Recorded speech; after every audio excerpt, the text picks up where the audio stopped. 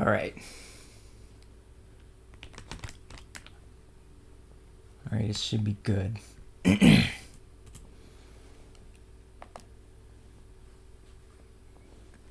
Should be good.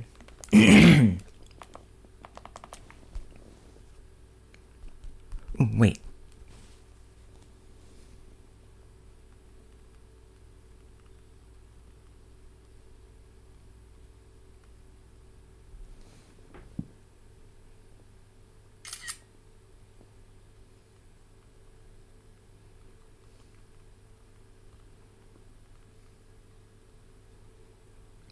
I'm gonna be putting this on my story.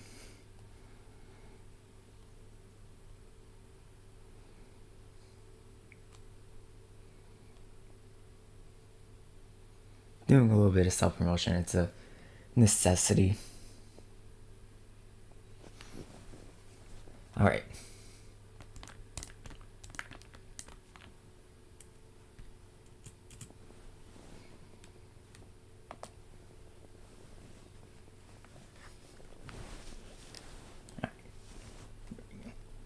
Oh, hello, Aiden. How are you today?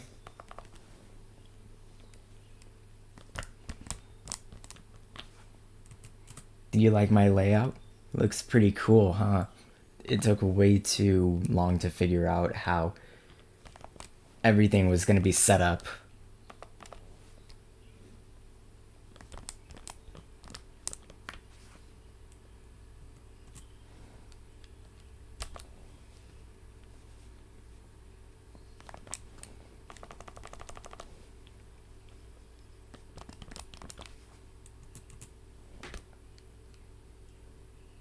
Double Heracross.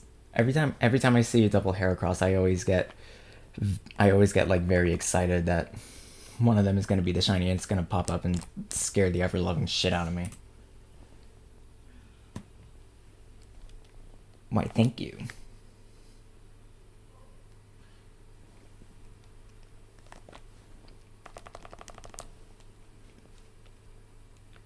Also, how's the audio coming through? Like, is it choppy? Is it lackluster? How's it?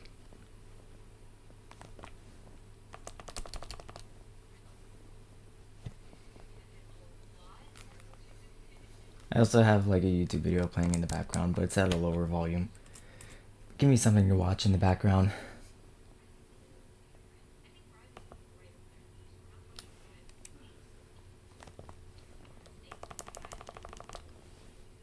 To get up with a double Heracross, it would be like perfect social media, like perfect social media thumbnail, for lack of a better word. Okay, good, because the audio was my biggest worry. I didn't want it to sound like, what's a good comparison? Lip smacking ASMR type sounds, but I also don't want it to like make your ears bleed or anything.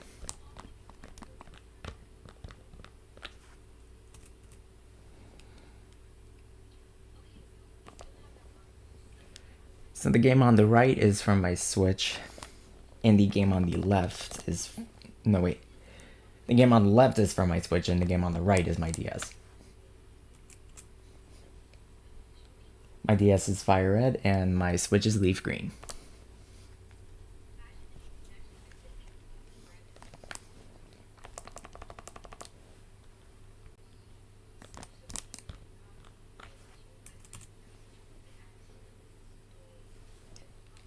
If I got something like...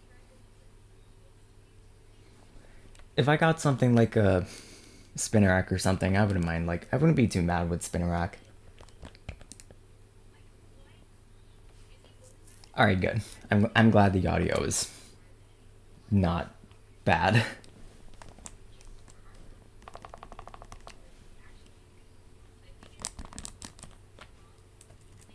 I want to get this Heracross before Safari Week comes. Like,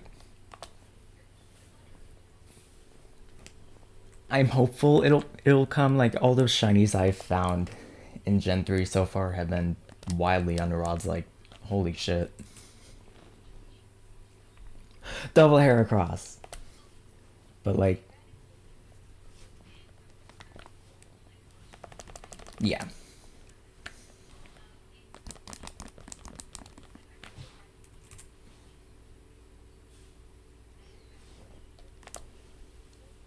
If there's one shiny I don't want, it's Ladybug.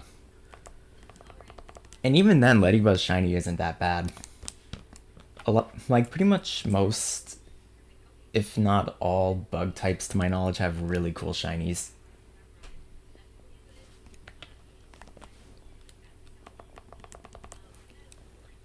I'm gonna hold you to that. I was talking to one of my friends last night and he said somewhere around 8,200 something for the next shiny to appear. So like slightly over odds, but not too bad. Like it's realistic. Though I still have a bad gut feeling about this phase though. It's gonna go like over 30,000.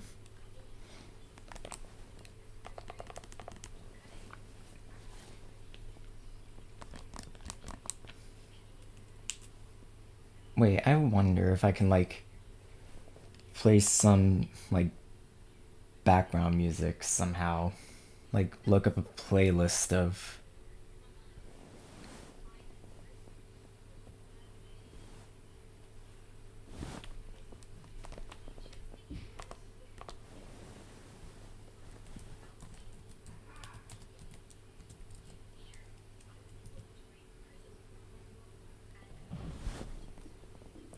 turn down my volume.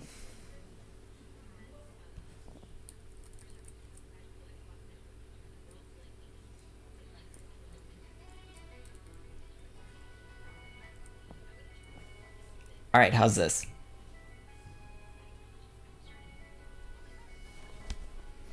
How's this for background music?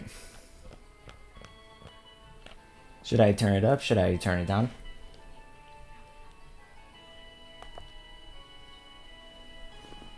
Oh, this isn't royalty free. This is from Black and White 2, I think.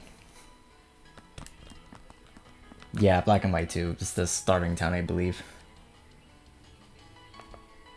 The name of that town is on the tip of my tongue, but I can't for the life of me remember what it is.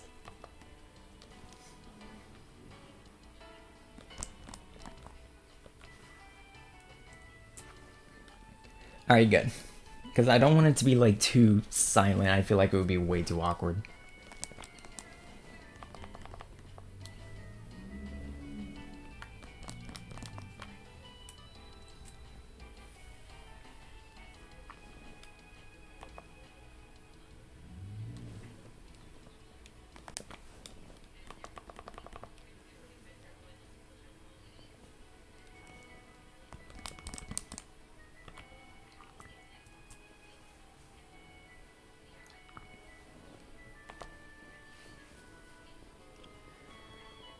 My first ever live stream.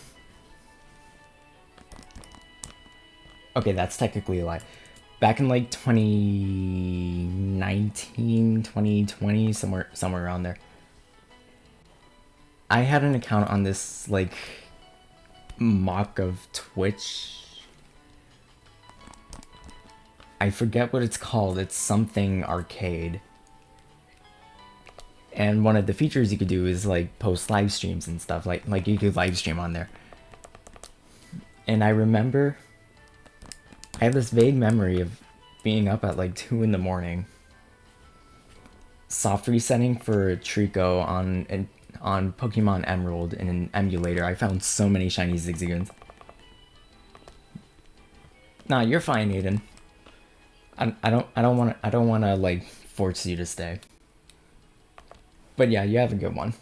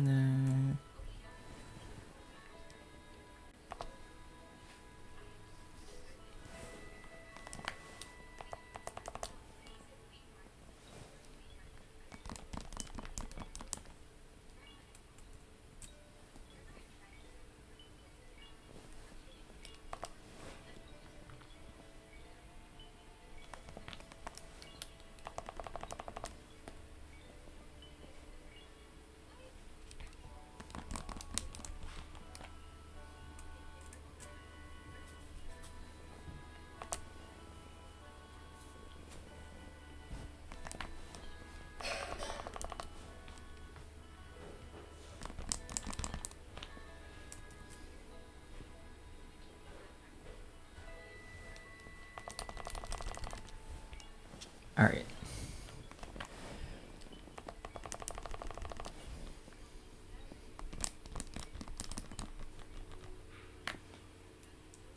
I wish Fire Red had an Illuminate Pokemon available like Chinchou, but no, Chinchou had to be exclusive over to Hoenn. It had to be exclusive to Ruby and Sapphire.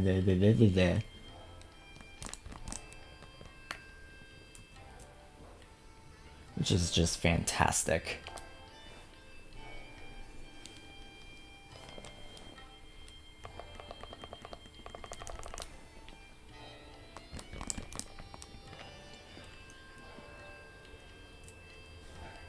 It sucks that Fire Red doesn't have any Illuminate Pokemon available.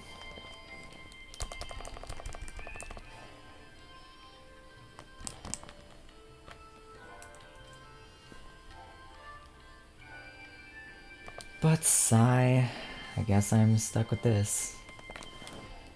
Which, I mean, I'm not really complaining. Even without Illuminate, Gen 3 still has blazing fast random encounters.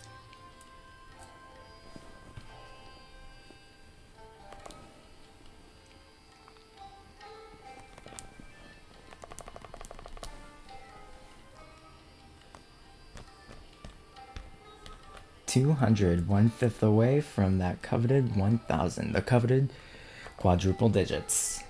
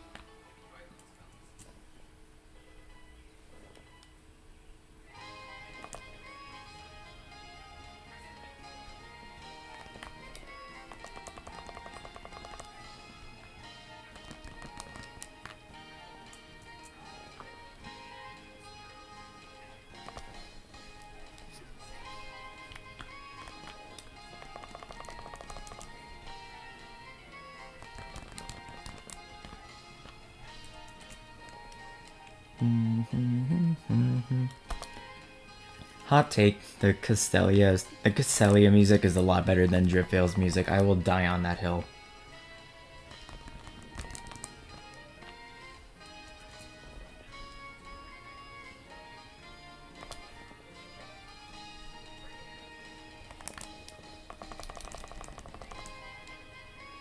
It's just so good, man.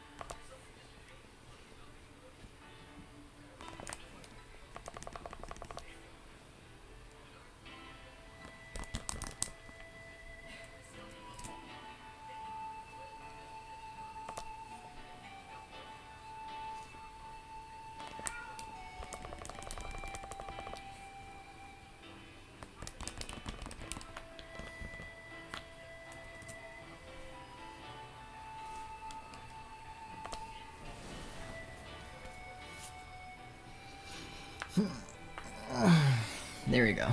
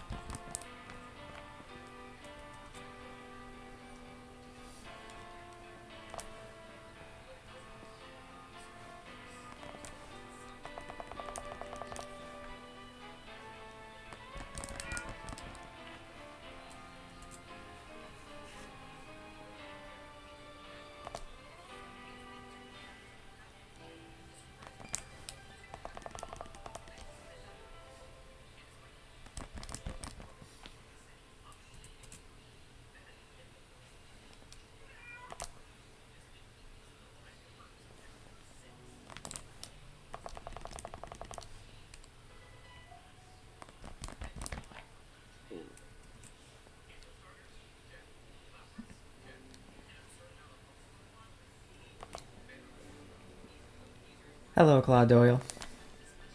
How are you today?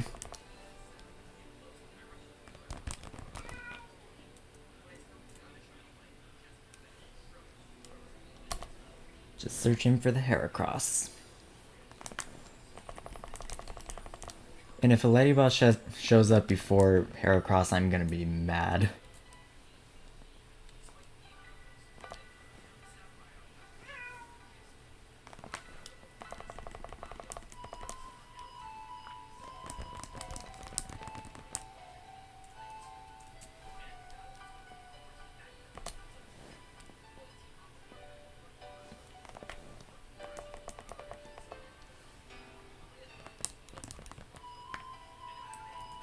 Also, sorry if you can hear the clicking of the buttons whenever I move around in the game and press the A button.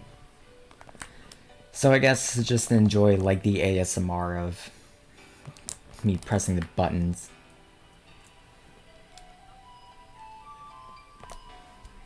But I like clicky buttons. They feel more like buttons rather than squishy ones. They feel a lot more responsive.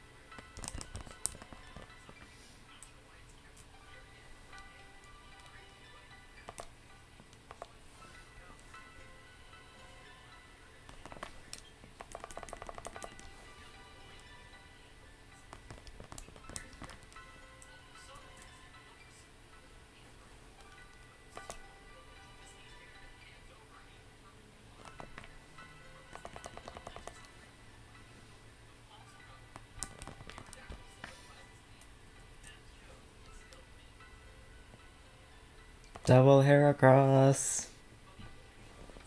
I love when that happens. Double Heracross.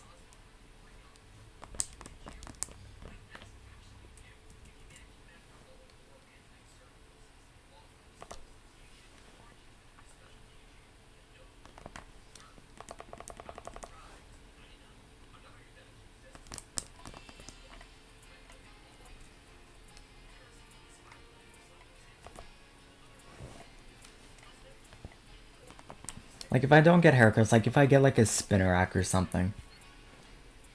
That would be really cool, too. I already have a shiny Ariados, so maybe I'll keep it, like, as like, a Spinnerack for now.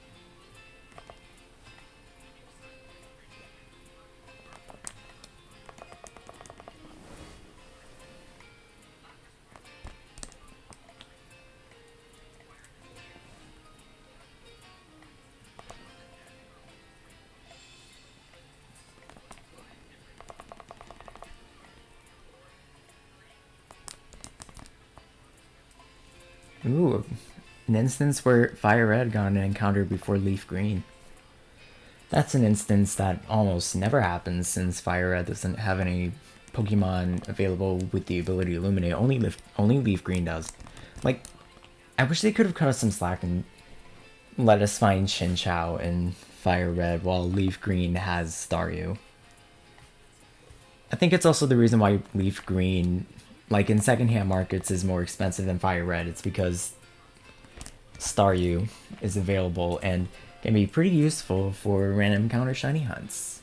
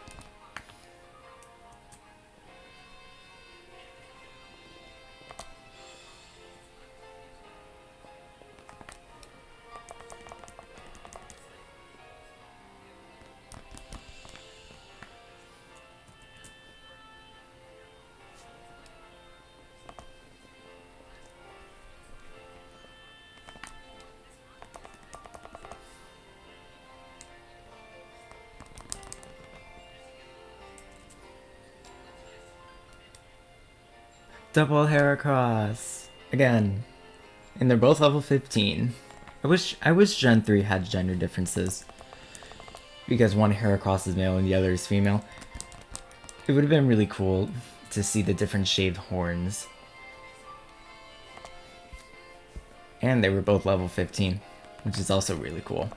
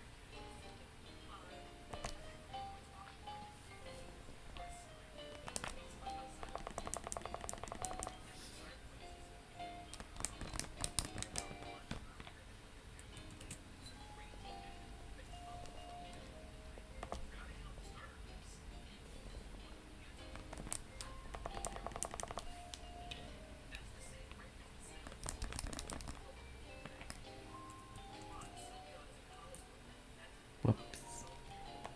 Accidentally counted 3 instead of 2. You know, when I next get into a random encounter, I won't update the counter so that way I can make up for it.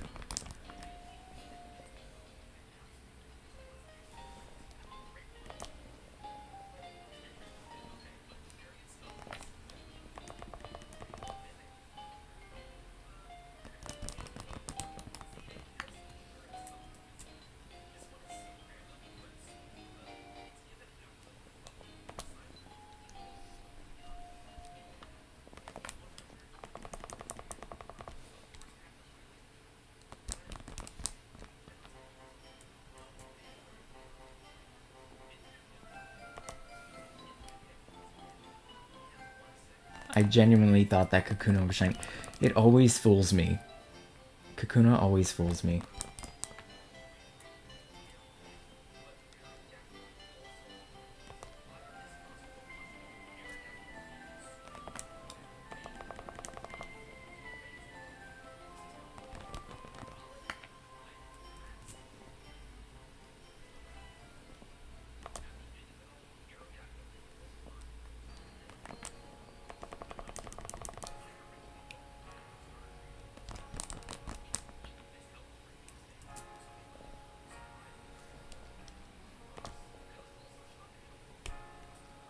And a double Spinnerack encounter.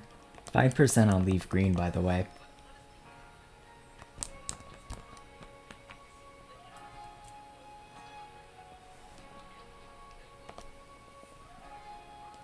I'm gonna try to get to 1,000 in this stream and see how I'm feeling. I usually try to get in at least 1,000 encounters a day, which shouldn't be too hard, especially when multi-hunting.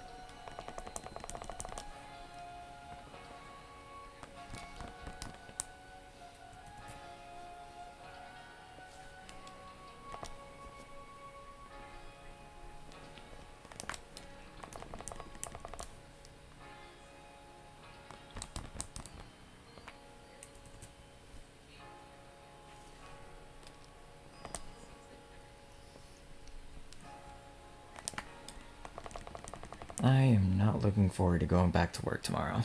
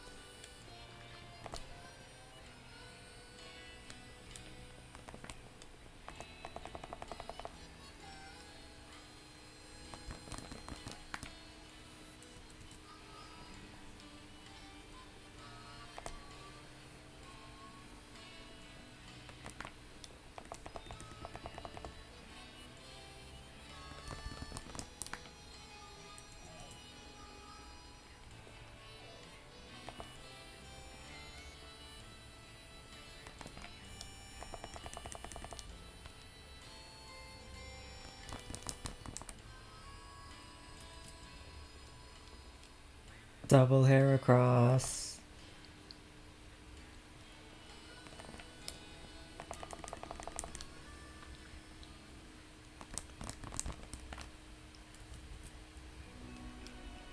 Another double hair. Two back-to-back double Heracrosses. You love to see it. You just love to see it.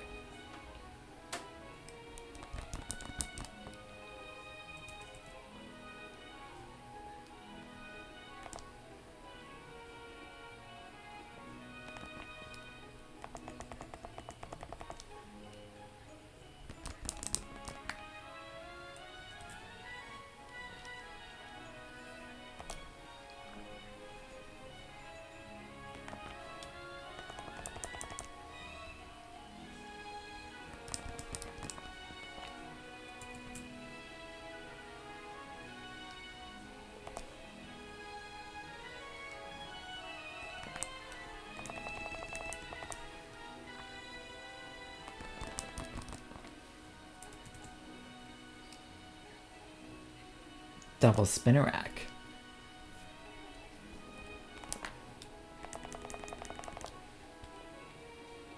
Blue shinies, in my opinion, are underappreciated. They deserve more love. Same with purple shinies. Purple is my favorite color, so naturally I'm gonna love purple shinies.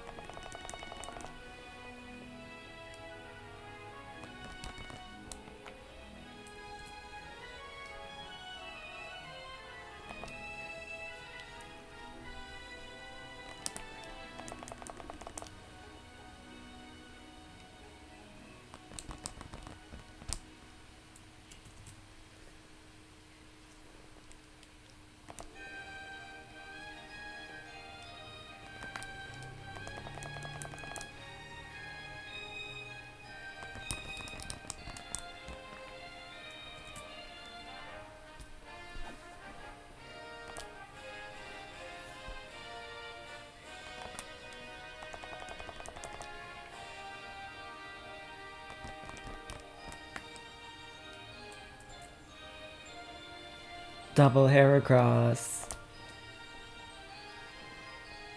I have to announce it every time I come across a double Heracross.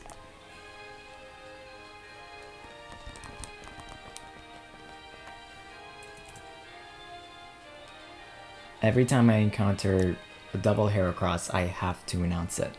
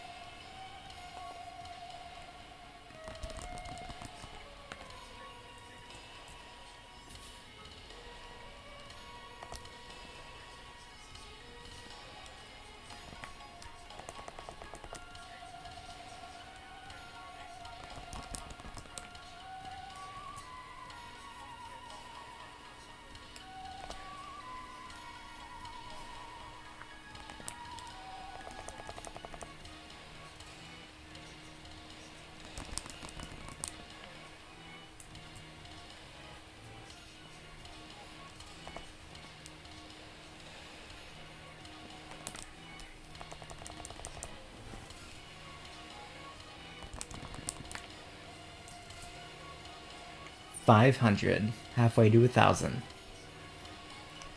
Isn't that satisfying?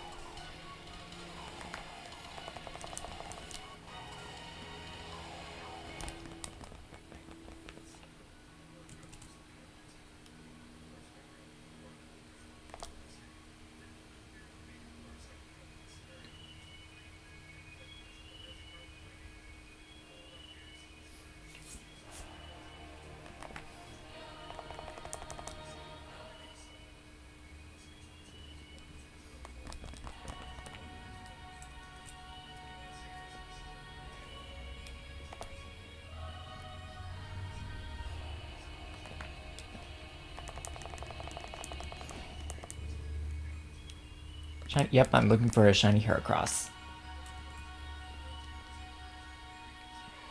All my previous phases have been very under odds. Like, hell, the Kakuna only took 409.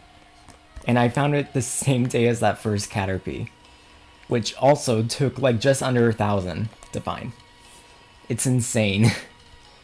But I feel like as a result, I have a gut feeling that this phase is gonna go like 7 or 8 times over odds. Really try and balance things out, because I've been a little bit too lucky lately.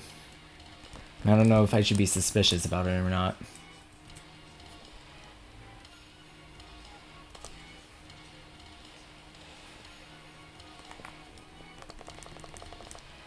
But sometimes people are really lucky or really unlucky.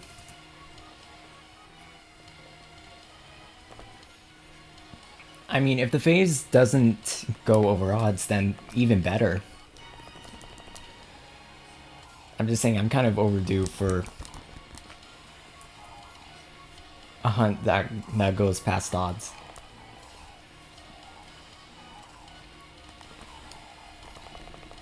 Like, I'm doing a hunt for Sandshrew in Soul Silver at the game corner.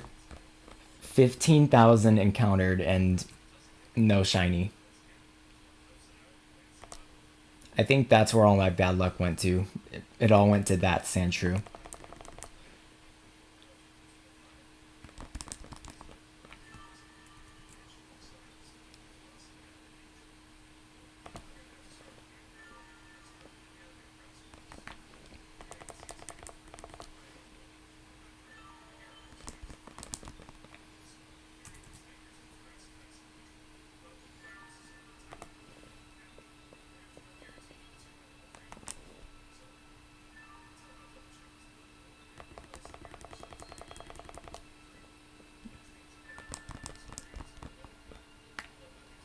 I was talking about how, like, I found a bunch of other shinies in this area before finding Heracross, and all of them were pretty under odds. Like, the odds in this game to encounter a shiny are 1 in 8,192.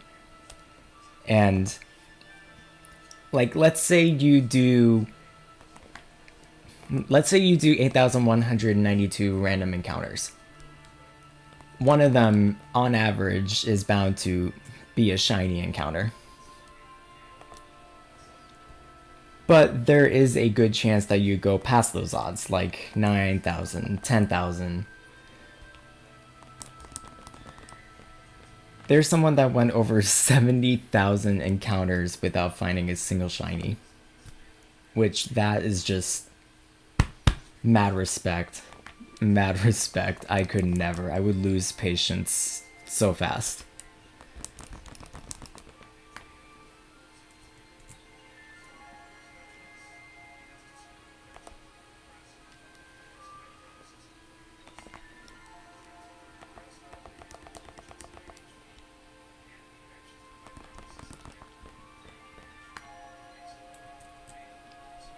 Now, in this game, in this game, Fire Red and Leaf Green, there aren't any methods to boost your shiny odds. There's no Masuda method, no sandwiches, none of that.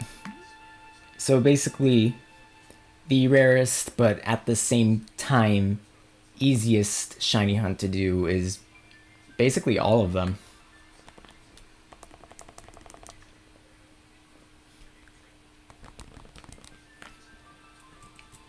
But Gen 3 does have really fast random encounters, so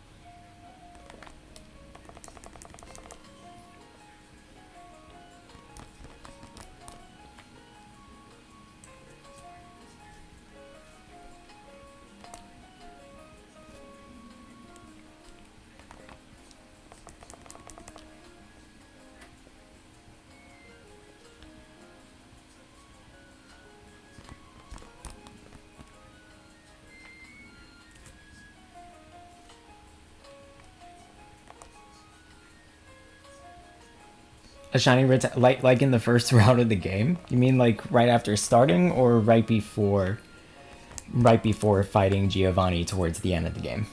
Because Viridian City, that's the town, Viridian City.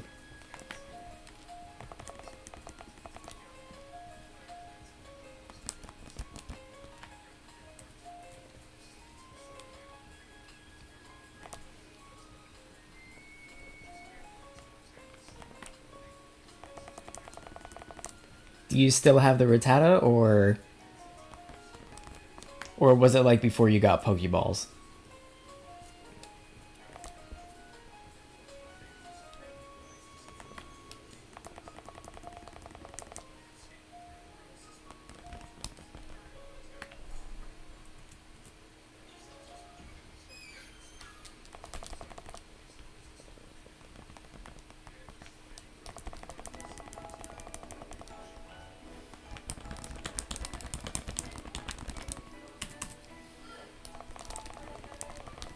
Because I had a shiny Fearow in Moon version that I found when I was like maybe 11 or so. And I started a new save file.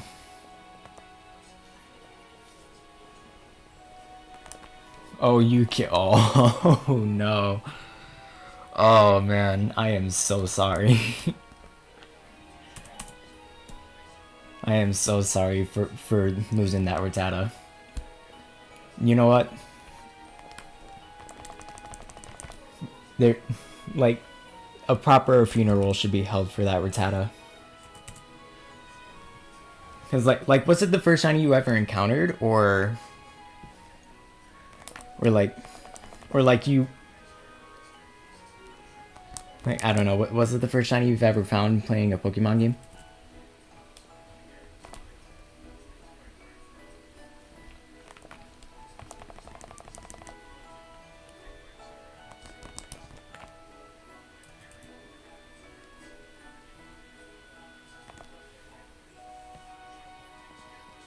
It was. Oh, how old were you when that happened? Like were you just a young child when that happened and didn't know what shinies were? Was this around the time Fire Red, Leaf Green came out? Because when those games came out, not as many people had the same amount of internet access as they do today, so I wouldn't blame you for not knowing about shinies back then.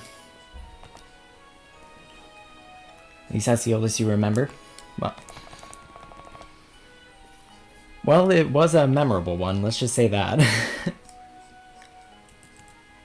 I'm sorry if that came off as rude. I'm so sorry.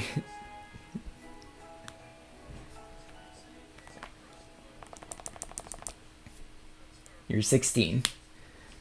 Was this around the time Fire Red Leaf Green came out? Was this during the mid 2000s or so? When Fire Red and Leaf Green were still relatively new games?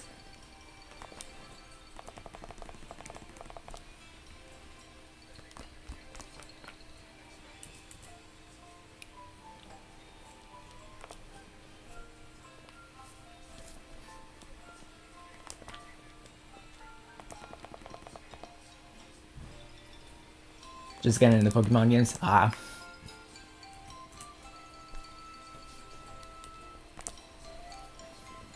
What was the first Pokemon game you've ever played?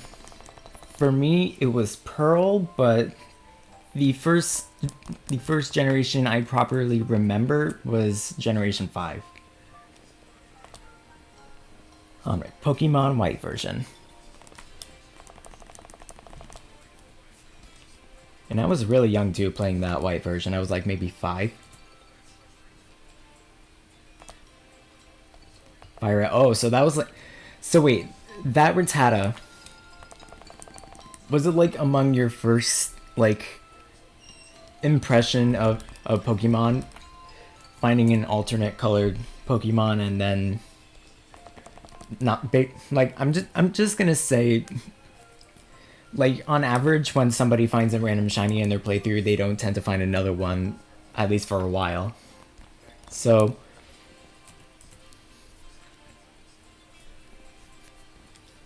I don't know what I'm saying. I'm so bad at phrasing things.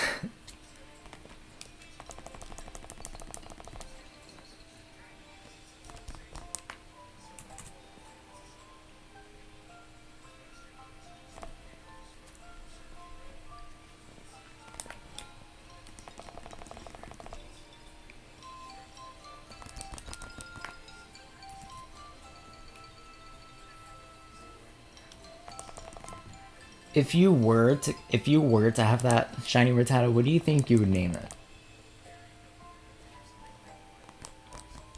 If you would give it a name at all.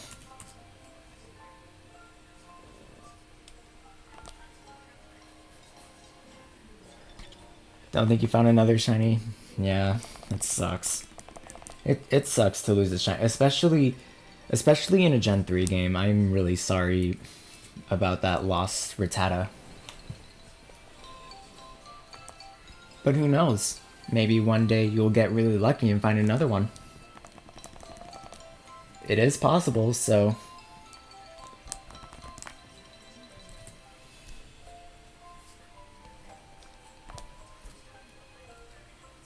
You just never know.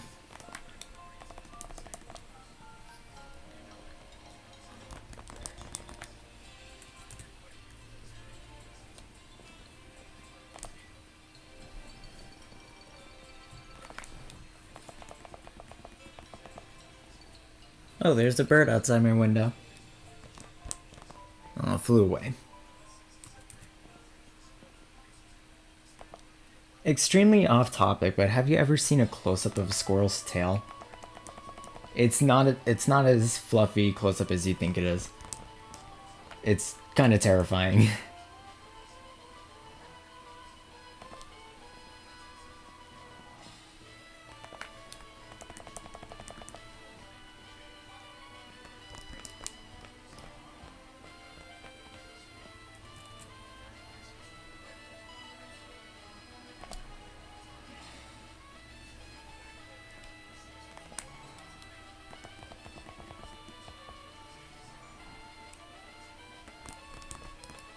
Swablu or Crobat, did you end up catching that shiny? And if so, do you still have it? Because it would be really cool.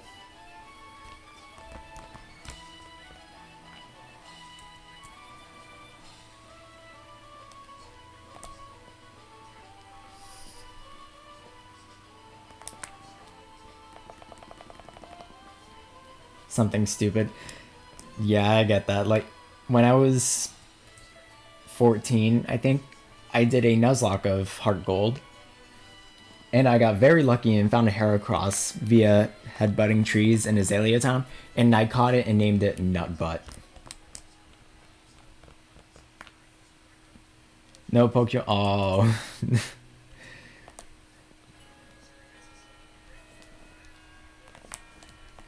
I mean, again, like the Rattata, who knows? Maybe you'll find another one. It's not impossible, so there's always a chance.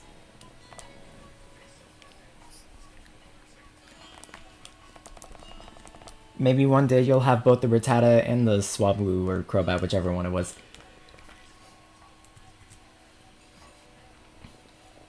It'll all feel like a full circle moment.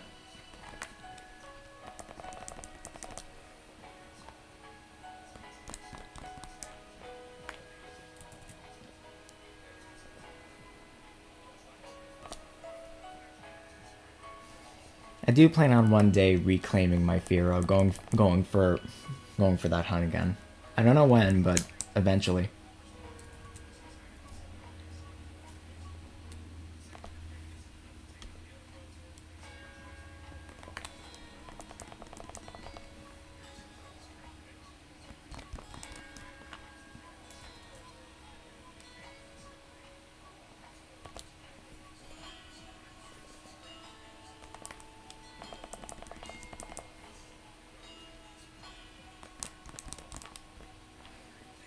I'm gonna try to get to 1,000 this stream, and after that, I'm gonna see how I'm feeling. If I could go for like a few more or something, I don't know.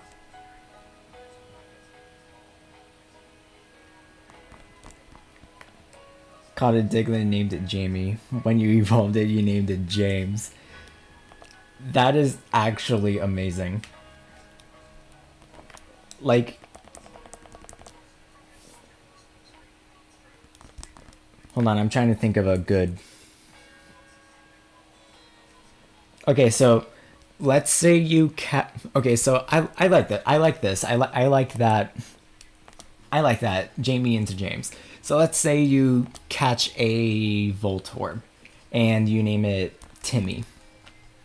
And then when it becomes an Electrode, you change that name to Timothy, since it's at its full-grown form.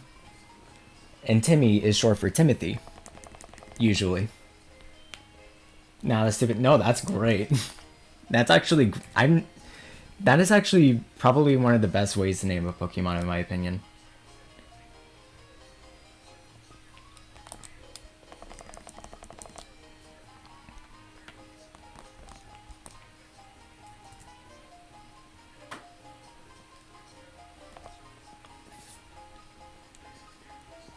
You were onto something, in my opinion. Like,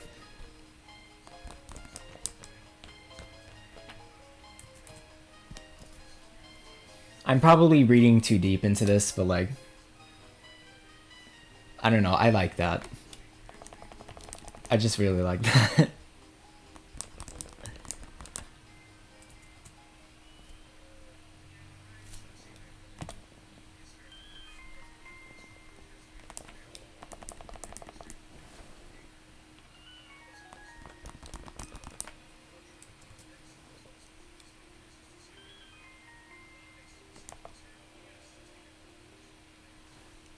Because the color switched? Wait, so like...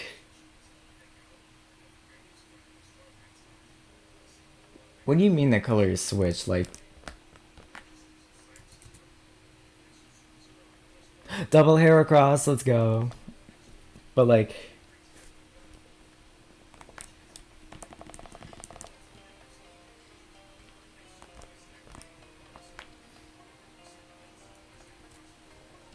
And another... Oh my god, a double Heracross. 2 double Heracrosses in a row, let's go. Watch this be like the 3rd one in a row. No, but it got me.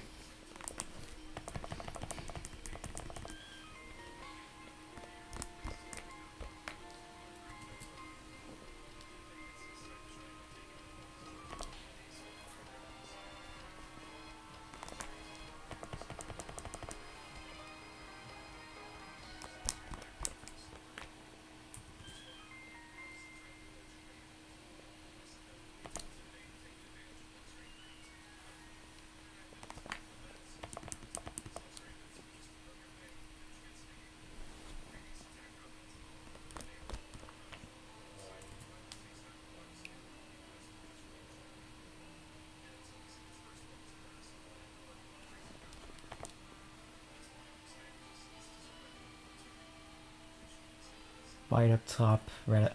Oh, I see what you mean now. I see.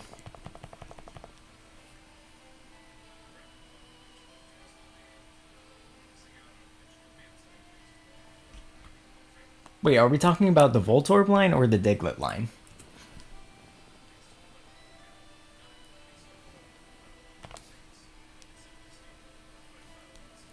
The Squirrel tail up close is not very pleasant to look at, but they are pleasant to admire from afar. Squirrels are pleasant to admire from afar, but like I really want to like pet a squirrel, but I don't want to risk getting rabies. That has a 100% fatality rate. Voltorb. Okay, so that explains it. I thought you were talking about Diglett for a second. And then when you said the white top and the red bottom, that's when I finally put the pieces together. Like, oh, okay, so wait, are we talking about Diglett or are we talking about Voltorb?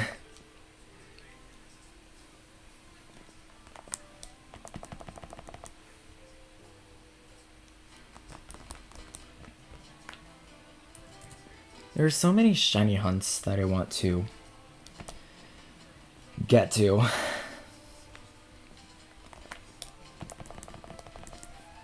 As a kid, there was this Roblox game that I played. It was a Roblox Pokemon game where you played through Kanto like as if it was an official Pokemon game. And when I was in Mount Moon, I found a random shiny Clefairy. I think if you don't count the Fearow, Clefairy was my first ever shiny, period. Like in any Pokemon game, anything Pokemon related, my first shiny was that Clefairy. And you can buy Clefairy in the game corner in these games, so maybe one day when this Heracross hunt is over, I can get to that Clefairy. How old are you? I am 19. 666. Imagine if I found a shiny at 666. That would be the perfect opportunity to name that shiny Satan, especially if it's not a Heracross. Because at that point, I found 4 other shinies at this point, and if I found another shiny that wasn't Heracross at 666, it is actually the devil testing me.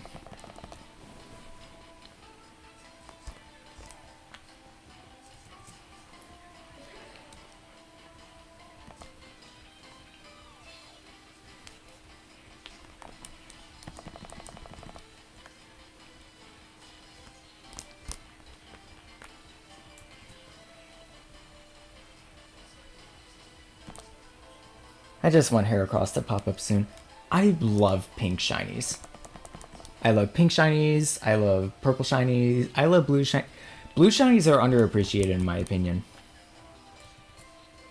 Like, they don't get enough love. I feel like when you think of blue shinies, what I usually think of immediately is the Nidoran male line. It's probably the bluest of blue shinies.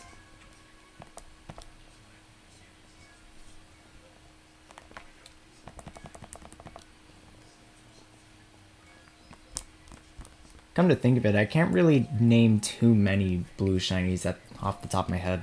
So there's the Nidoran male line. There's Spinarak. Let's see, what else is there? The Ralts line. Gulpin.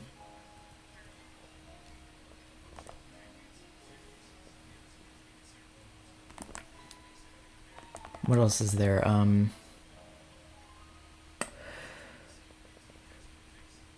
Oh, this is a challenge.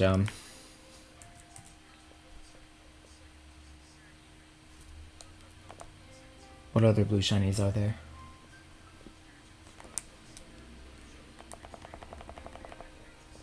I'm gonna say Dialga, even though its non-shiny color palette is already primarily blue. Its shiny is still blue, and if it's blue, it's a blue shiny, so it still counts in my opinion. There's Xerneas.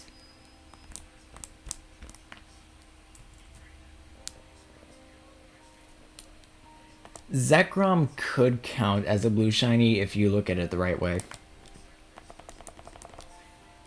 Like, if you squint at it, you could think, yeah, that's a blue shiny.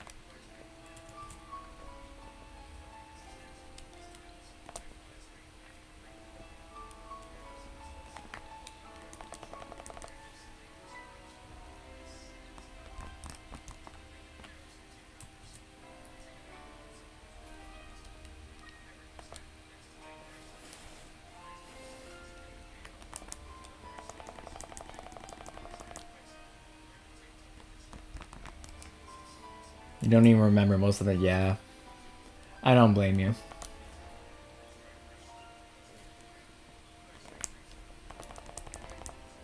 Like, there's some Pokemon from like Gen 7 or Gen 8 where I don't know the shinies, or like I did see them before, I just don't remember. Pokemon got boring after X and Y. I can see that. Like, everything becoming a lot more tutorial based and hand holdy. And basically being the same. Like, Sword and Shield, for example, feels as basic as you get with a Pokemon game. I'm not counting the DLC. But it's as bare bones as a Pokemon game can be.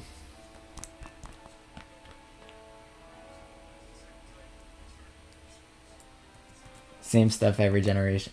Like, if there's, like, Sun and Moon, for example. They tried to, like, add a unique spin to it with the island challenge. Which, in my opinion, even though it wasn't like perfect upon execution, they were at least trying to shake the formula a bit, which I can applaud them for that. The island challenge isn't my thing, but it has its fans, and that's what matters.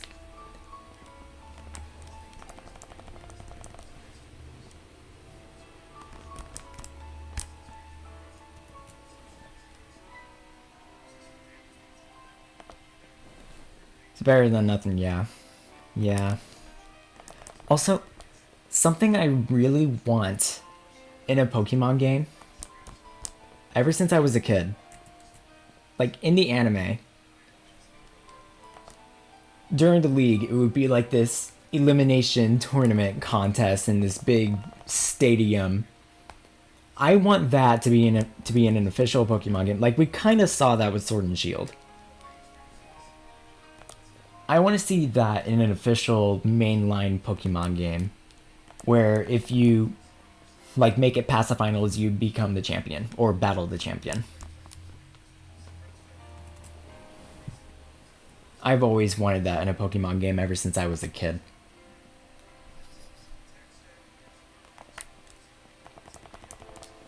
That would be so cool.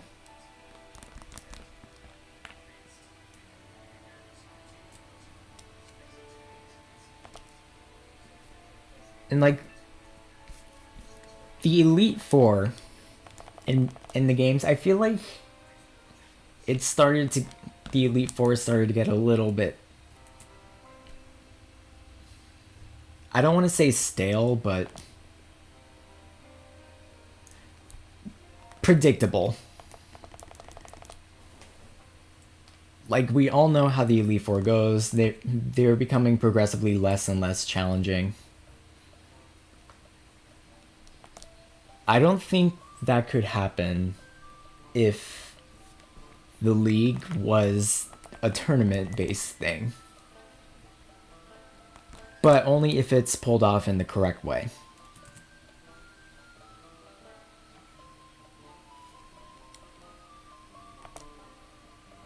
Yeah, like in Scarlet and Violet, the Union Circle, where other players can join you in your game and you could run around with your friends and stuff.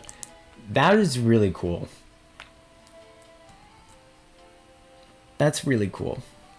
It's like, and like, I think there was like a precursor to that in the Let's Go games, where like a second player can connect and they can help you like with catching Pokemon and winning battles and such, which like with the battles it felt kind of unfair because it was like a 2v1.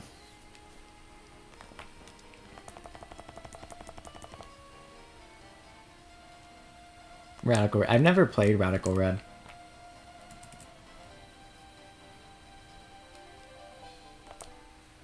I played other ROM hacks like Light Platinum is my favorite so far. It's an older one, but it's good. It's an oldie but a goodie.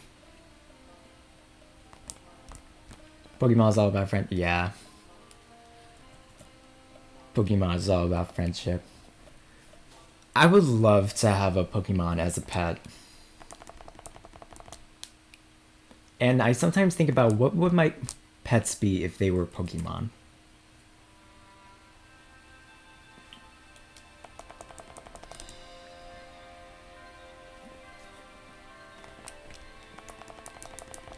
So hard, like as in it's a fun little challenge, or hard as in you basically have to do nothing but grind if you want to stand a slight chance. Because like I like challenge sometimes in my games, but if it's like to the point where I feel it's getting kind of unfair, then I don't know. I probably sound like a mega wimp. Again, I'm not very good at phrasing things. The gyms are tough. Like that's another thing in the mainline games. As the games progress, the gym leaders have gone much easier. Is it like the Black and White 2 difficulty selection thing? Like there's an easy mode, a normal mode, and a challenge mode.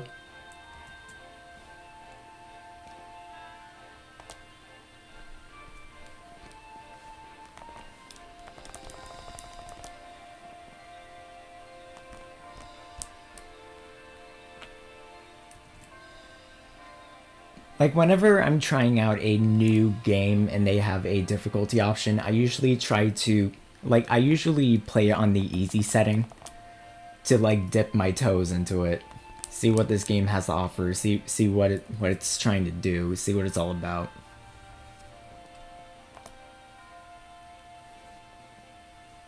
And the NPCs, like I heard like with some ROM hacks, you don't gain EVs. Every battle is automatically on set mode, and like basically like Nuzlocke rules, hardcore Nuzlocke rules.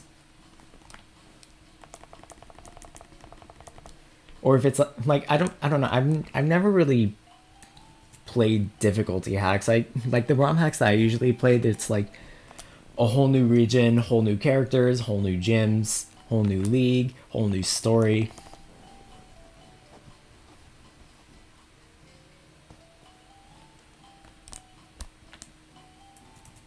Ooh, learn. Oh, wow. Learned your patterns, huh? So it's like battling an actual person.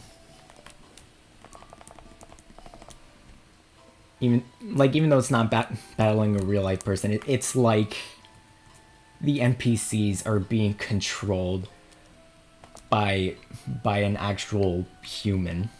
Like that's how advanced the trainer AI is.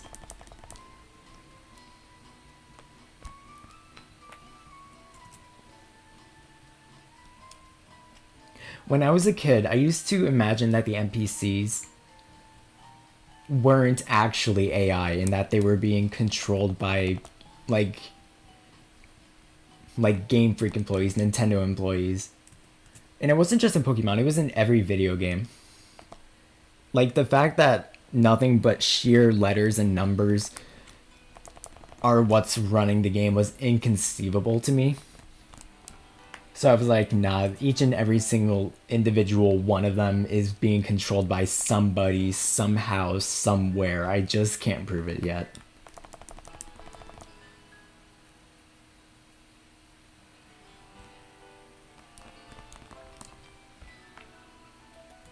Stack up on full restore. You must have been broke after having to do all that.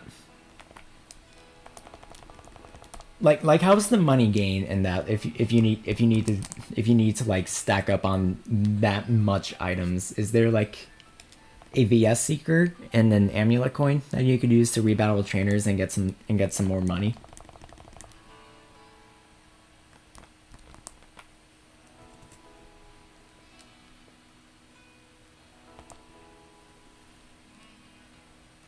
Because again, I've never played Radical Red, so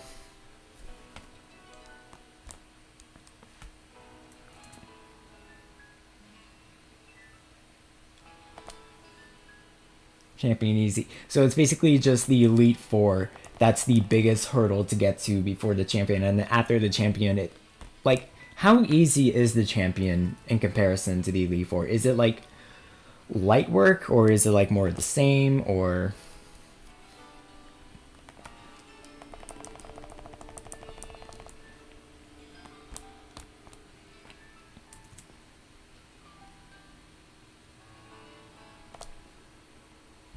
Because in Brilliant Diamond Shining Pearl, like the gym leaders are just you can walk all over them. Like a 4-year-old could do that. And then when you get to the Elite Four, all of a sudden they have competitive ready teams, maxed IVs, held items, competitive ready move sets, my bad. And with Cynthia, it's even worse. Like, it just doesn't feel fair, in my opinion. Easier than Elite Four. Okay. So the Elite Four really is just the biggest hurdle to go through, and then with the champion, is it like you just battle it like it's a regular NPC trainer?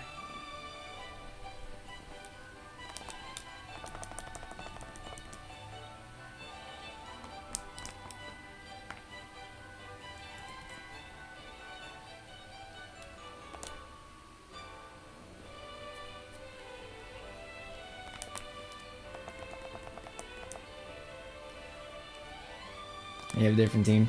Okay.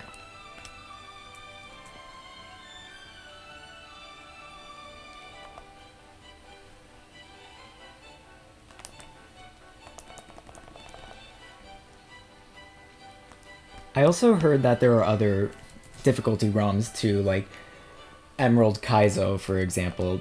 Like Emerald on hard mode.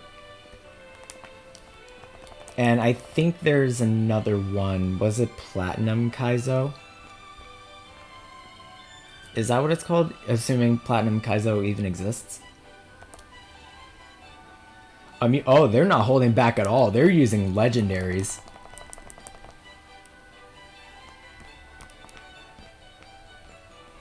If they're using legendaries, then they're trying their absolute best to show absolutely zero mercy whatsoever.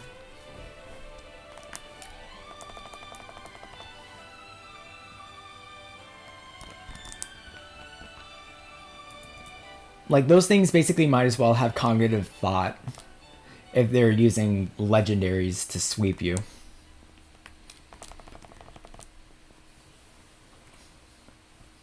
Like, it's the Elite Four. It's supposed to be hard, yeah, but like in the mainline games, them using a legendary isn't even considered to be a concept. But then there are these difficulty hacks, and yeah, they're gonna make sure the player, like, I just had the analogy and then I forgot it. I'm sorry.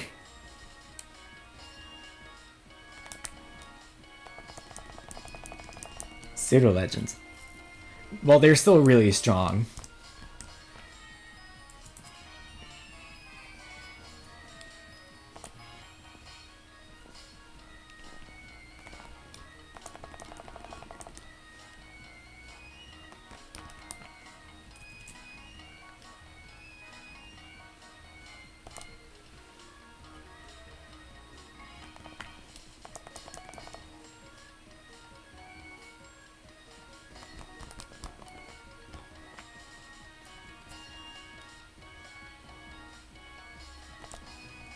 What's your favorite pseudo legendary? For me, it's a two-way tie between Metagross and Garchomp.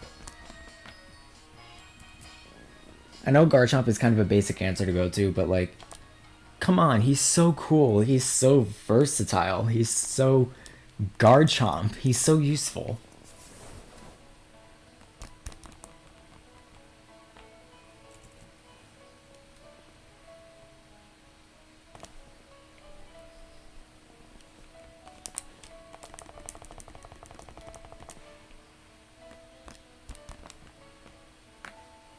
Dragonite is another great one too.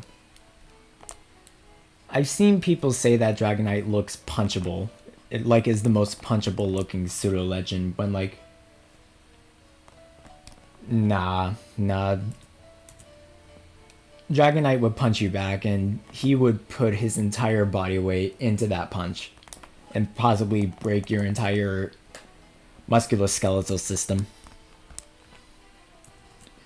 And hey, fellow Metagross enjoyer, you got some fine taste there.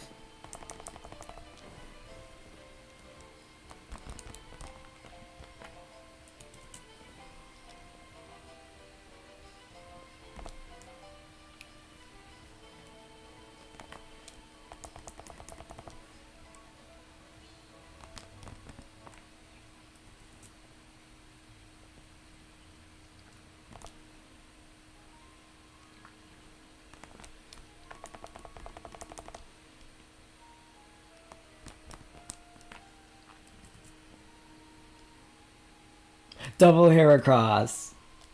Double Heracross.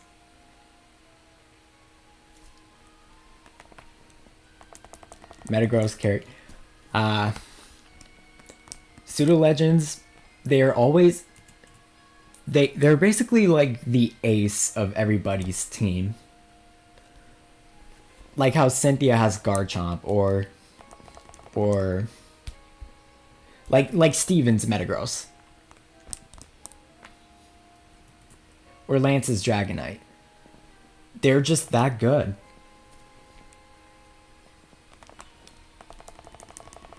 Or if not the ace, then like at least the second in command of your team, aside from like, say you're a starter.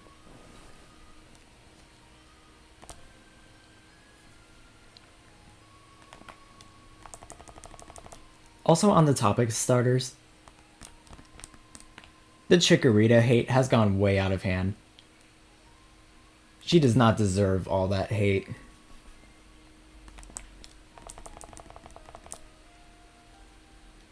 And I feel like a lot of people, the reason they hate Chikorita is because they've seen other people hate Chikorita. And that's like it's okay to like Chikorita. You do know that, right? I like Chikorita.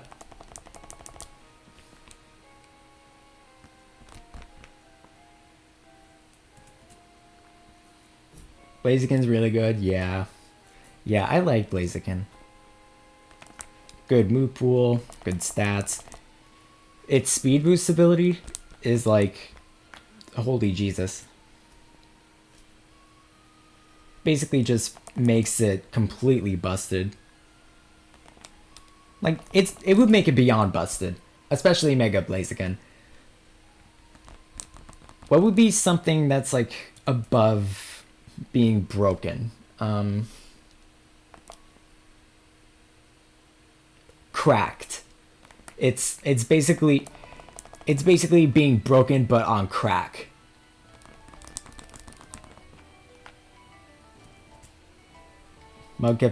Mudkip is the best Hoenn starter in my opinion. But yeah, Mudkip is amazing. I can see why Mudkip is your favorite. Mudkip is very swag.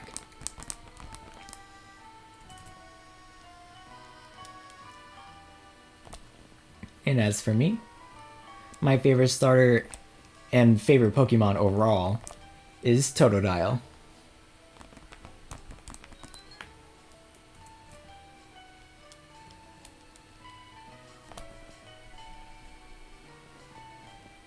Totodile is so much fun to use in the Johto games. Like, oh my god. Especially in Heart Gold Soul Silver with the physical special split. It just walks all over.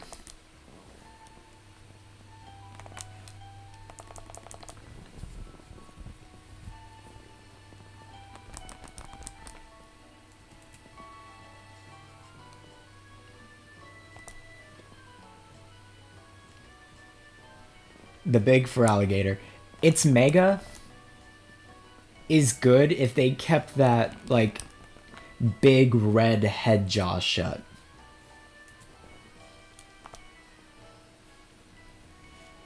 Like, it's cool in concept, but the way its head jaw is open all the time makes it look like a walking toilet.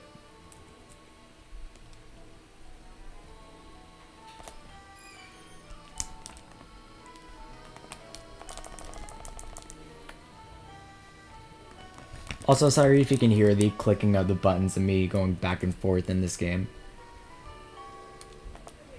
Also, sorry if it's annoying. Like, it's definitely coming through. I can see it on OBS. So, like, I don't know if it's loud and annoying, but if it's not, then, I don't know, I guess enjoy the ASMR of me clicking buttons. I like clicky buttons. They feel the most responsive in comparison to squishy buttons. Why are there so many people driving with motorcycles outside? Oh my god. But yeah, for Alligator's Mega, it's the worst of the ZA starter Megas, but That doesn't mean it's bad. Meganium is the best one, though. And Emboars reminds me of, like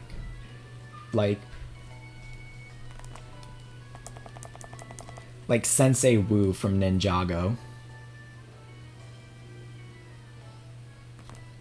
Weird that you don't catch Pokemon in your main team.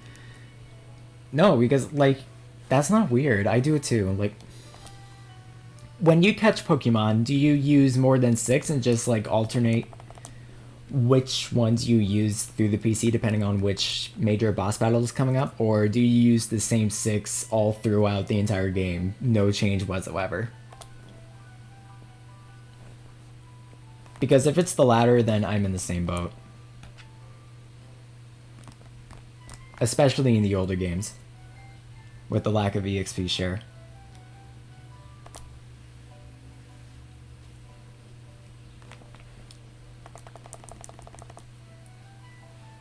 It's just so hard, like specifically in the older games, to constantly shuffle your mons around, going in and out of the PC. Lack of EXP share, grinding that Pokemon up to be of adequate level of the rest of the team. Every single time, depending on which boss battle is coming up, meanwhile, keeping the same 6 makes it more consistent. Used to use just 6, but Radical Red taught you different. Radical Red showed you the light.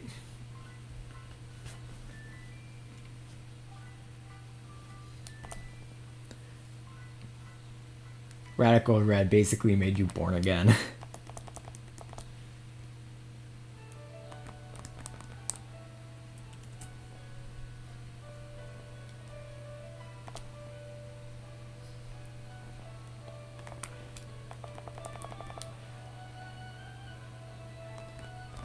When playing the older games,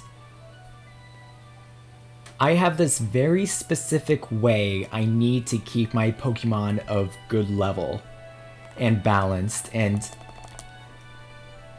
okay, so I get my starter, I get Pokeballs, and I catch my first team member. I then level up that team member to be the same level as my starter, and then I switch back to my starter at the front of the party, level them up, and then get to that first Pokemon to the front of the party, level them up, and I have to keep those two at the same level consistently. Rinse, recycle, repeat for the six members of the team, and I level them up in the order that I catch them in. And when going into when I'm going into like gyms and such, before I even set foot in the gym, all 6 of my Pokemon have to be the same level as the gym leader's ace. It makes it much easier to keep track of levels. You used to do that too. It sounds so complicated on paper, but when actually doing it, it makes everything a lot easier. Like, hold on. So this Charizard, level 59. This is the one that I got at the start of the game. And then there is this Lapras that I got in Silphco as my 6th and final team member. You don't mind the clicking? Alright. Well, if it ever gets annoying, then I don't know, I'm sorry. But like, yeah, I like to keep my Pokemon the same exact level no matter what most of the time. And then there's this Leaf Green. This here, my Raichu, is the only Pokemon so far in my party in this game that I used during my playthrough of the game. This Marowak I only use to use False Swipe for when I find it. This Raichu is good for me to use Thunder Wave if I find the Heracross, because Heracross doesn't have as good of a catch rate as the other Pokemon in this area. And then there's the Starmie that I use for Illuminate, so that way I get faster encounters. These 3 aren't at the same level, but Linux Mint is basically like I don't want to say end all be all because that wouldn't really make sense, but yeah. Just Raichu, pretty much, yeah. Just Raichu.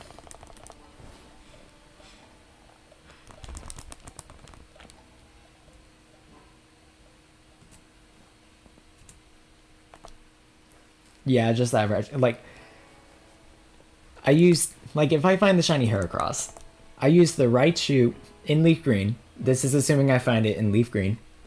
I use Thunder Wave to paralyze it, and then I switch out to the Marowak to spam False Swipe. And I checked its moves. It doesn't know any recoil moves. One Pokemon. Yeah, that the Raichu on my Leaf Green, the game on the left, is the only Pokemon from my main game. I'm gonna try to recall what my other team members were on Leaf Green. Wait, did I count the previous encounter? Because if not, then that one should have been at 890, and this one should be 892.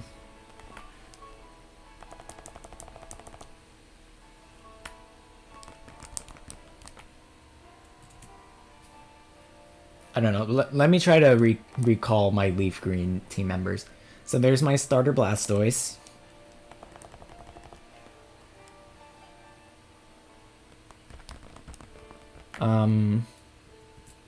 There's my Dodrio.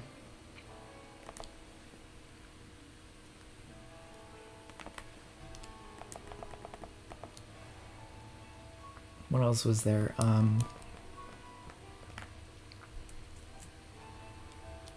Ninetales, that's another one.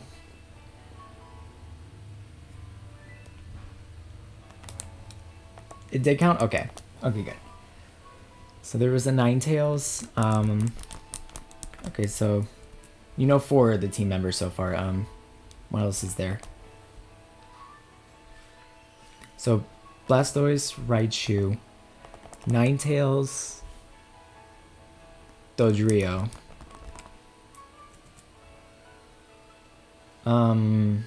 Shit. You know, I'm just gonna look it up on my phone. I took a bunch of pictures of it.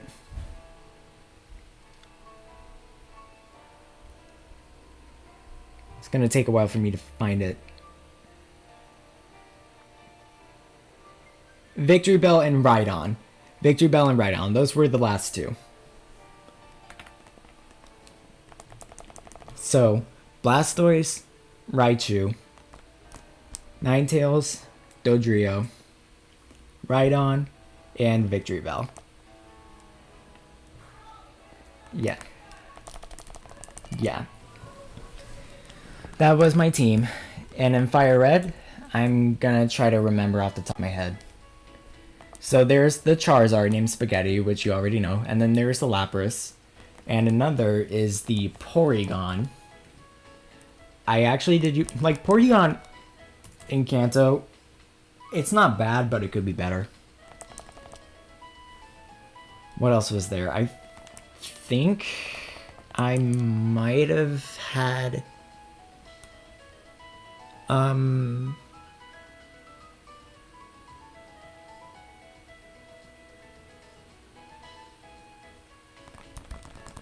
I don't know.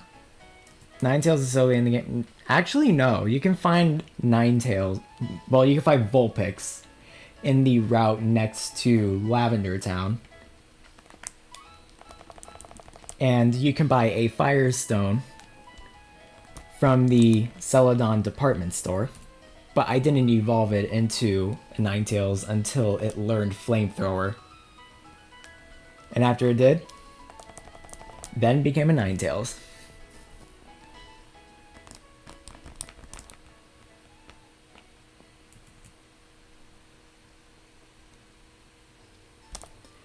But Vulpix is a Leaf Green exclusive though.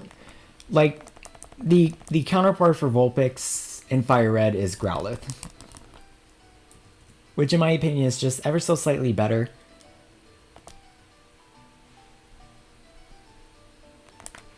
Yep, you could get Vulpix at a pretty decent time in the game. Vulpix and Ninetales.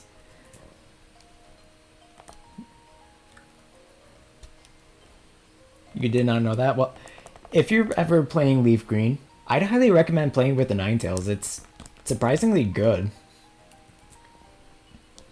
Flamethrower, Confuse Ray, Will-O-Wisp, and whatever you want to make the fourth move.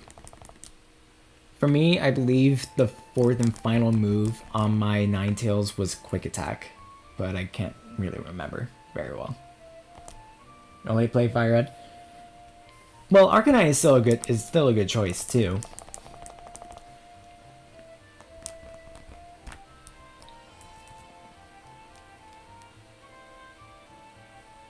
It's slightly better than Ninetales in the sense that it has the ability Intimidate,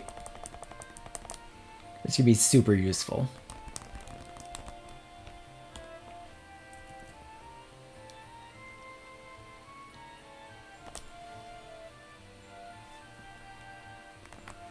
I did a Fire Red Nuzlocke back in like 2020, and I beat it with an Arcanine on my team.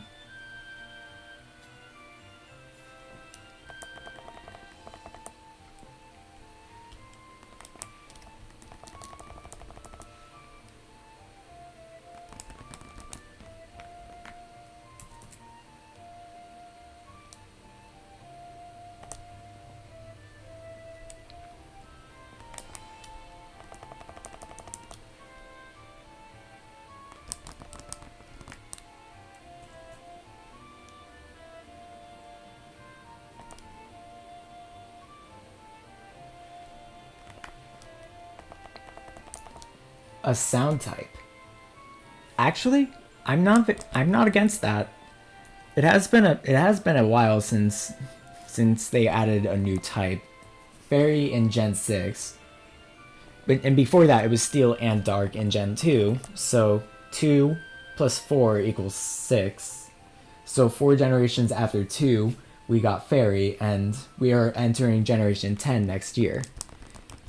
And that's 4 generations after Generation 6. So maybe they'll add the sound type in Winds and Waves or something. Who knows? We're just gonna have to wait and see.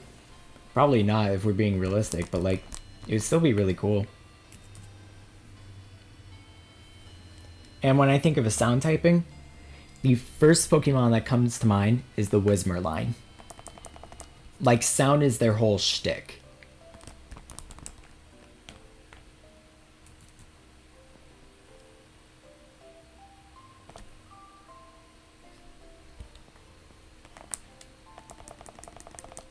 Another Pokemon I think could be sound type. I want to say Zubat, but it's already dual typing. Zubat uses supersonic rays to, like, tell where it is. Kind of like normal bats.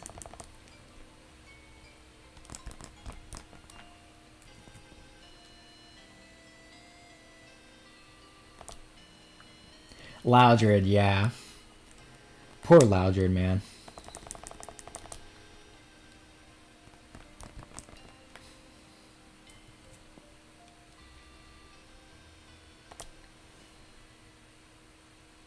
Also, if they do add a sound typing with the Whismur line, I think it would be cool if, like, as a Whismur, it gets a starting move of like, okay, so it gets Echoed Voice as a Whismur. Echoed Voice is changed from a normal type move into a sound type move. But other than that, everything else is the same. And then, the same level it evolves into Loudred, it learns the move Round, which is changed from normal type move into a sound type move, considering it's another sound-based move. And, like, Round is a move that I always forget exists. And whenever I relearn about it, my first thought is always, what's the point then? What's the point of this move? I know it has a secondary effect, but I can't remember what it was. But then when it evolves into an Exploud, it gets an original sound type, a signature move. A new move introduced that same generation, exclusively made for Exploud.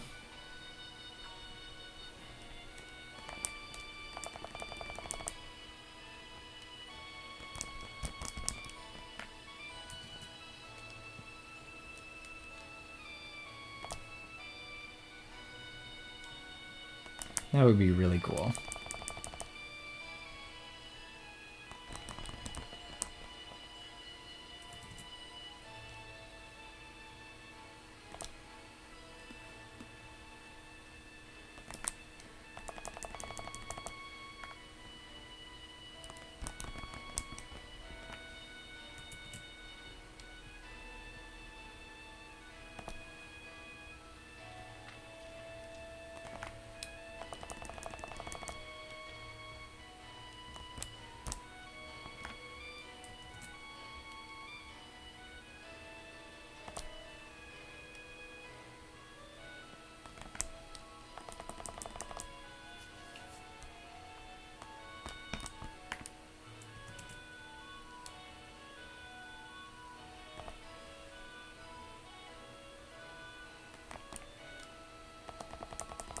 Weaknesses and advantages.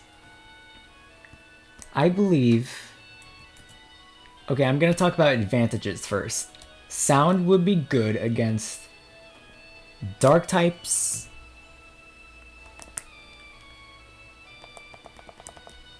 What other types are there? Dark types, psychic types, and...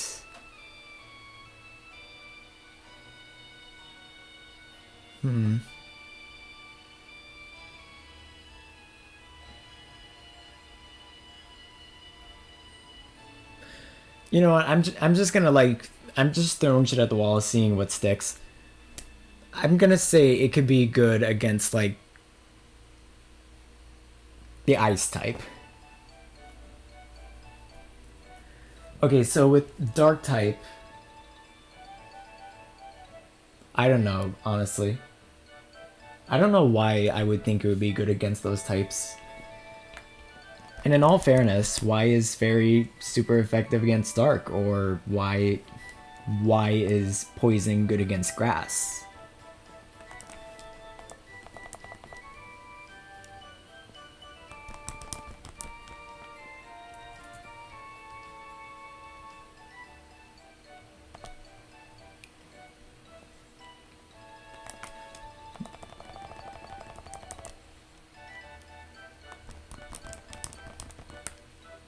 But yeah, it's like the same answer for all the types I listed. I don't know why. I'm just like throwing shit at the wall and seeing what sticks. As for what types Sound would be weak to,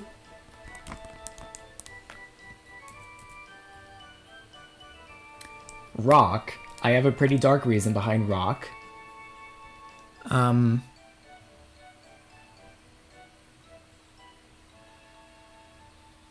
It's not weak to Steel, but it doesn't do very effective damage against Steel types.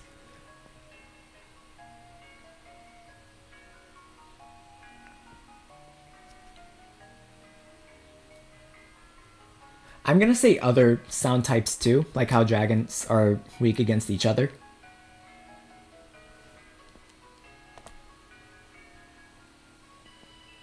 Oh, that's a potential... That's like another potential typing. The light typing. Which, I mean... Wait. I think that's what Fairy is. I think that's what Fairy is. Fairy typing. Like, Fairy is just the equivalent to a light type. But like, for creating new types that aren't the sound type... I'm stumped on that. Yeah, I suppose that could be a reason that Fairy is good against Dark.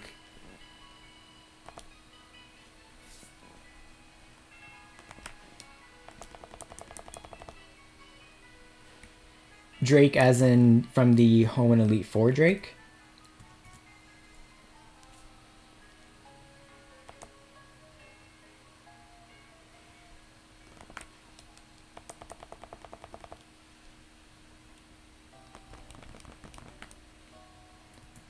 I don't know, like,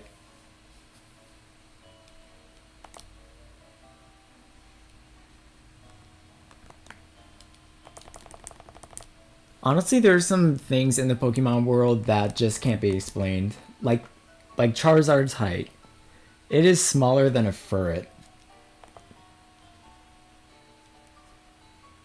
I think I might have both of them listed in the decks. I should.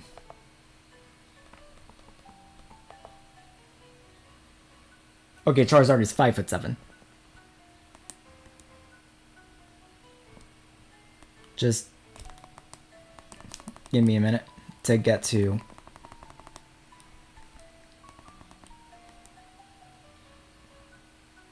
Yeah, Charizard is still shorter.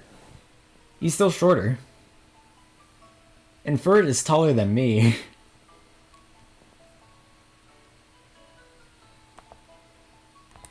Yeah, that's true. The only other dragon line in Gen 1 is the Dratini line. And back during the days of Gen 1, instead of just saying, yeah, dragon types are weak to each other, since the only damaging dragon move in Gen 1 was Dragon Rage, they should just say that the Dratini, instead of just saying dragon typing, they should have just said the Dratini line, because those were the only dragons that existed back then. Charizard is ever so slightly shorter than me by like an inch.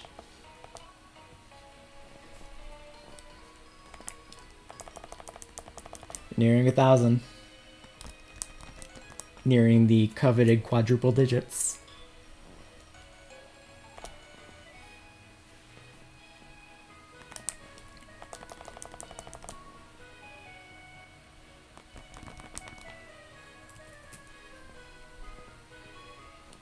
But yeah, some things in the Pokemon universe can't really be explained.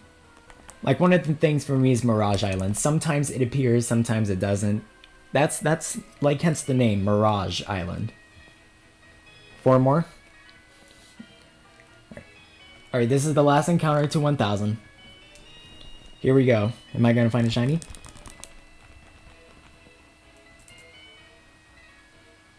Nah. Well, phooey. Oh well. The only way that I won't get the shiny is if I don't even attempt at all. Alright, so I'm at 1,000. Made pretty good progress today. Started the stream at 160 encounters, I believe. Do I want to keep doing some more encounters for a little while, or...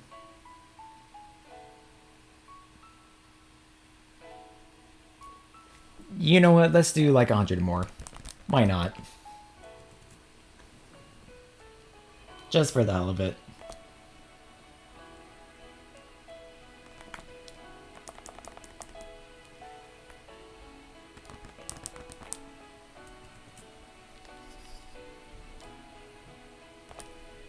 Just for the love of the game.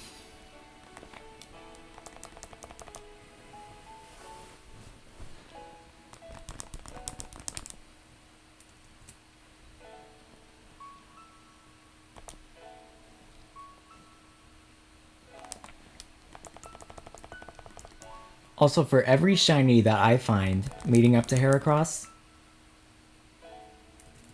I add one of those shinies to the left side of the screen. Hence explains the Caterpie, the Kakuna, the second Caterpie, and Weedle. What time is it for me? It's 12:40 p.m.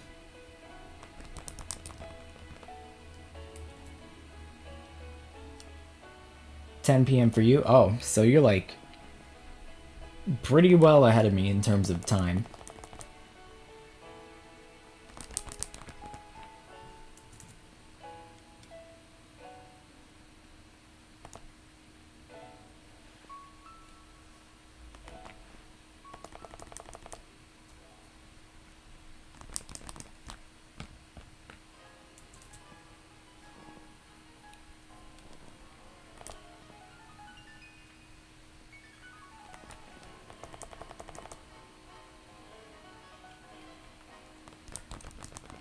Across the world, yeah. Basically like opposite ends of it. I use the Eastern time zone of the United States.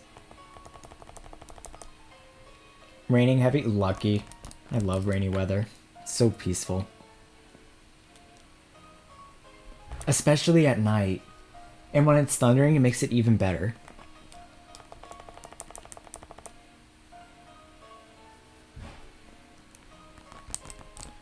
But, oh, are you going through a tropical storm right now?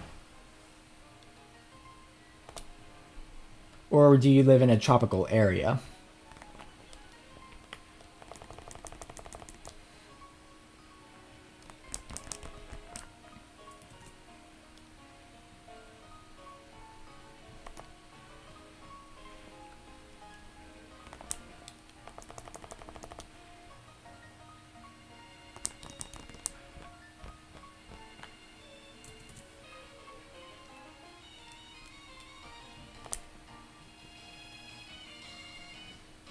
Climate here is bipolar. Yeah. I think for this year we're like either El Nino or El Nina. I get the two confused a lot of the time. But either way, it's like major weather differences from previous years. South Asia? Ah, okay. So like, yeah, basically the other side of the world. Yeah. So yeah. It's like the middle of the day for me. It's fairly sunny.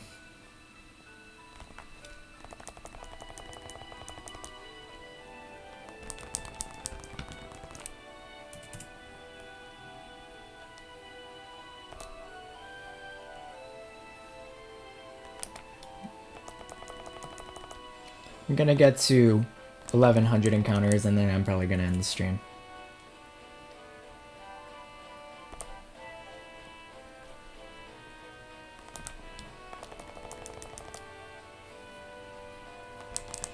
Still haven't even eaten lunch yet. Nor have I had breakfast this morning either. I can't eat breakfast. Otherwise I'll get extremely nauseous. Breakfast makes me sick.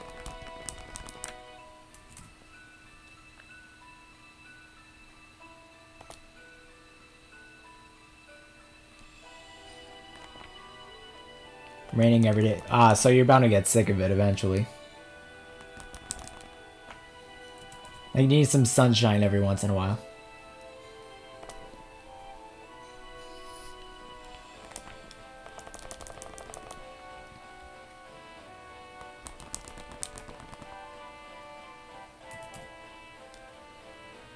No. Wet shoes are the worst. They're always so uncomfortable. Like, especially when they seep through the shoe, it's always so... It's never pleasant. And then the rain makes mud, and then walking through the mud, it makes shoes dirty and gross.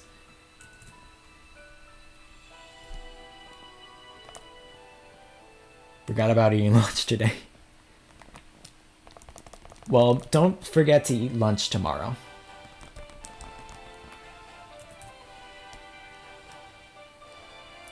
Just make sure you eat lunch tomorrow.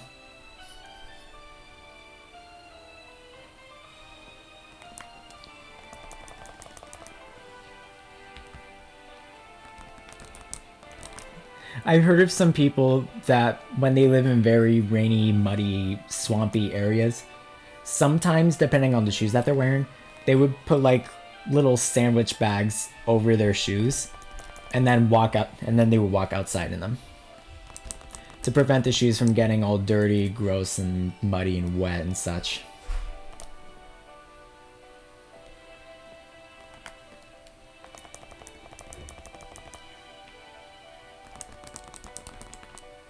I'm saying people when I mean people, what I actually mean is I read it in a Diary of a Wimpy Kid book once when I was a kid. A wedding wearing cloths. That is a fantastic thought.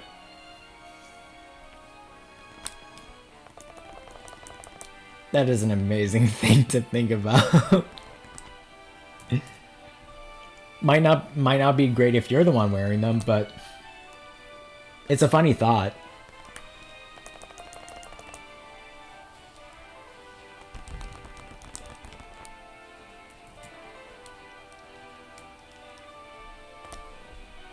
Alright, we're nearing 1,100 encounters, and after that I'm gonna put the stream down. And then I'm finally gonna eat some lunch. Double Heracross, let's go, hey! I always love seeing double Heracross. Oh, you lived that. Were you the only one wearing clogs, or...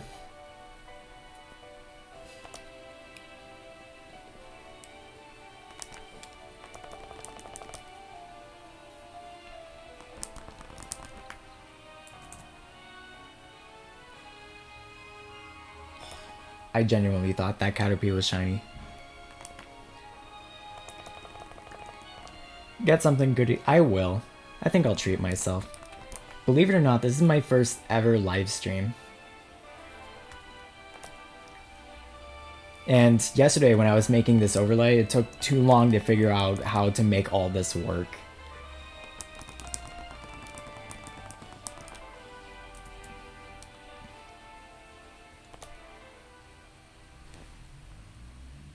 Was everyone else just wearing normal shoes? Normal wedding shoes? Like was the wedding outside?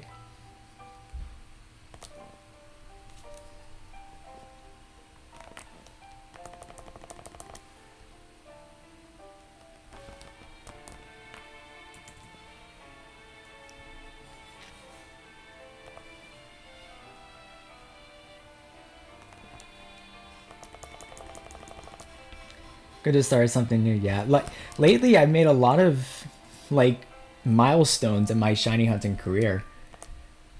Like back in May, I found my first ever Gen 3 shiny. And a few years ago, I got the shiny charm for the first time ever.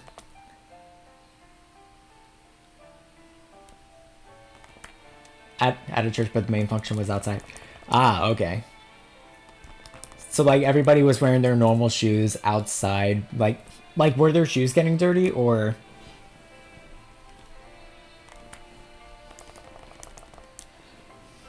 Because if they were, next time that happens, you should laugh at them like, haha, my regular shoes are actually staying nice while yours.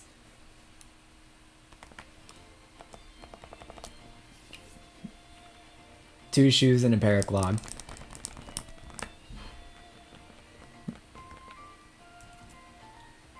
I don't think I've worn clogs. Like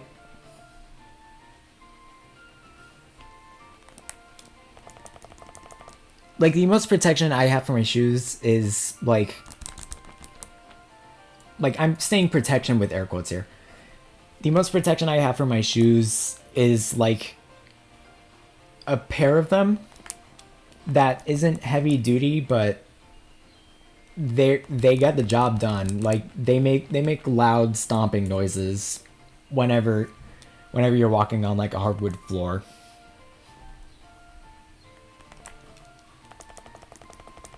And then there's this place I work at where you have to basically wear like either steel-toed or composite shoes. I don't have either of those, so they gave me like these steel-toed ends for me to put over the soles of my shoes.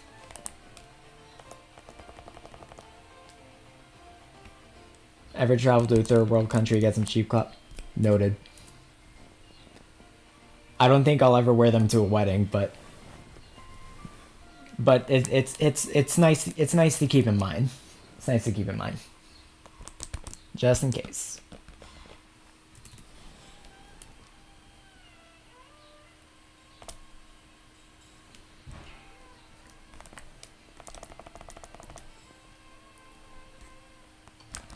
I still have a pair of shoes from when I was like maybe 11. I haven't even worn them in so many years. They were just collecting dust in a random shelf.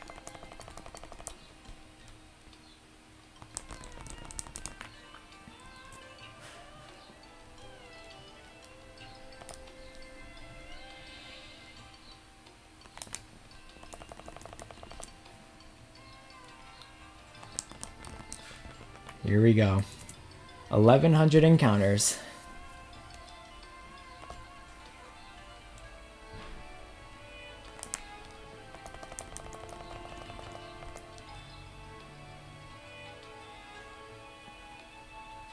Still, bro. Well, I hope you're able. I hope you're able to get some money soon. I really do. All right. 1100 encounters. Made some pretty good progress today. Got like, if you round the numbers, I got 1,000 encounters in on this stream alone.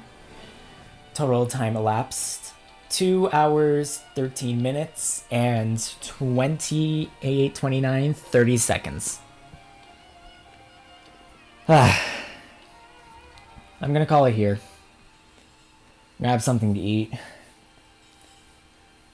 I might go live again later today. I might not. I don't know. But yeah.